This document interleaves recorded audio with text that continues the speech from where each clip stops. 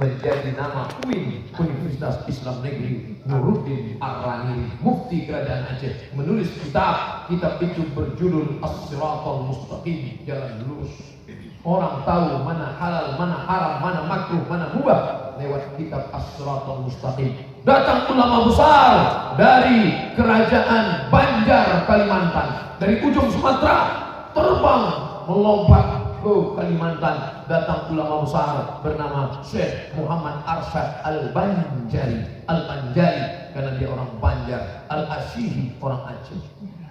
Al-Banjari orang Banjar mensarah kitab Siratal Mustaqim karena kitab itu perlu penjelasan mana halal, mana haram, mana makruh, mana mubah, mana hak, mana batil, mana boleh, mana tak boleh, mana sunat muakkad. Dijelaskanlah kitab dengan nama Sabilal Muhtadin, Syarah Siratal Mustaqim. Begitu hebatnya koneksi antara ulama, padahal waktu itu belum ada WhatsApp, Instagram, Telegram, Telegram,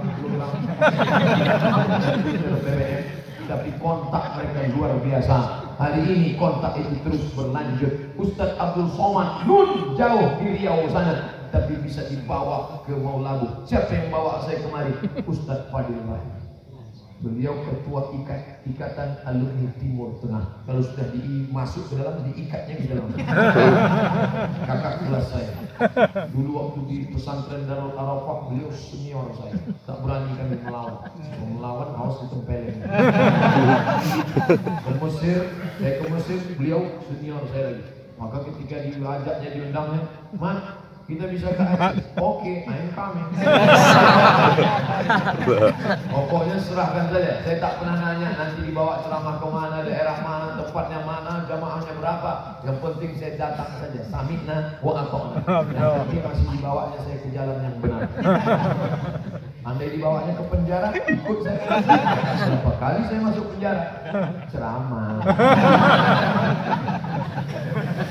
Saya bilang dimuliakan Allah Subhanahu wa Ta'ala. Kebahagiaan yang luar biasa bisa bertemu dan bertatap muka dengan bapak-bapak, ibu-ibu. Tidak nampak di sini mana yang raja, mana rakyat jelata, mana yang orang miskin, mana yang orang kaya. Semuanya sama, menempelkan kening ke lantai, ujung kaki dua, ujung lutut dua, tapak tangan dua, kening satu, tempelkan ke lantai. Allahu Akbar. Waktu sholat subuh tadi, ada yang tak mau menempelkan ke lantai.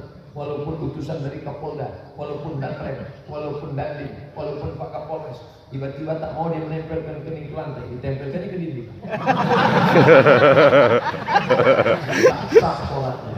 Nggak sah. Karena syarat sahnya sholat 7 anggota tubuh menempel ke lantai, tempat yang diinjak-injak, tempatnya kotor, tempatnya tanah, warnanya hitam, letaknya rendah, warnanya kotor, bau tanah. Itu yang kau tempelkan keningmu, tanah asalnya dari tanah, akan mati dimakan cacing tanah, warnanya pun warna tanah, bau pun bau tanah.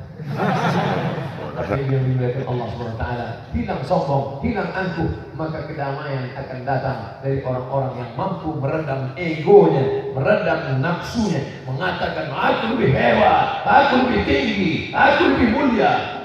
Ustaz Somad ngomong lebih rendah, sama dia sendiri tempatnya tinggi. Kalau tak dibuat tinggi begini, ibu-ibu di belakang tak nampak. Bukan kami lebih mulia, tidak. Dibuat tinggi supaya nampak. Oh, ini tuh Ustaz Somad. Ada di alam nyata. Jadi sangka Ustaz selama ini